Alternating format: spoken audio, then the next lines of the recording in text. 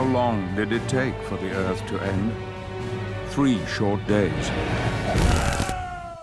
So I've been making games for about 20 years. I've worked on just about every platform since the Game Boy. It almost shows my age if I say I've probably worked on about 120 games. Mike has an amazing grasp of old school gameplay and a massive love of that core gameplay. We have 3 studios, 2 in Canada, 1 here over in the States, over in Emeryville. And we work on a lot of boutique type games. Paramount gave us the opportunity to work on pretty much any game we wanted to in the Paramount catalog. Immediately, the game that jumped out was War of the Worlds. We talked to him a little bit about the ideas and some thoughts we had about it, but ultimately we settled on would not be the Spielberg movie and not be the 1953 movie, but something that was a little bit in between and something that could be our own. That this guy is in the middle of London, this dead London, and all he has is himself, and it's a very personal story, even though there's this massive story happening around it. We chose to go with 2D for War of the Worlds. We could have easily done a 3D side-scrolling game, but ultimately when we started this game, we were thinking something along the lines of a 16-bit Genesis-style game. A lot of the games that inspired this whole look and feel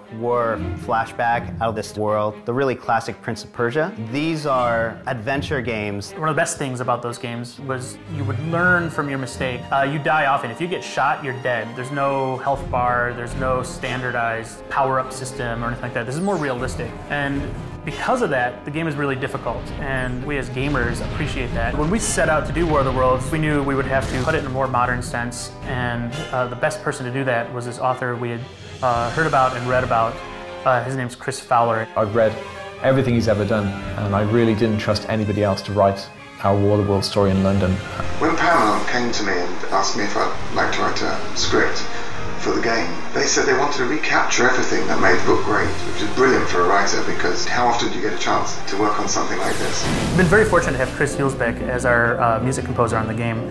I grew up with the Commodore 64, and some of my favorite music on that system came from Chris. So very early on, Paramount decided that they wanted to go with real-life orchestra on this project, and so we found an orchestra in Macedonia. It was a funny day when everybody's like picking their favorite person to narrate, and it pretty much across the board was Patrick Stewart. We were very lucky that he said yes, and it was amazing working with him. He's such a talented person. Slight nuances in his voice can change the meaning in incredible ways I never realized that could happen. Just as I had watched amoeba moving about on my microscope slide, so the Martians saw us.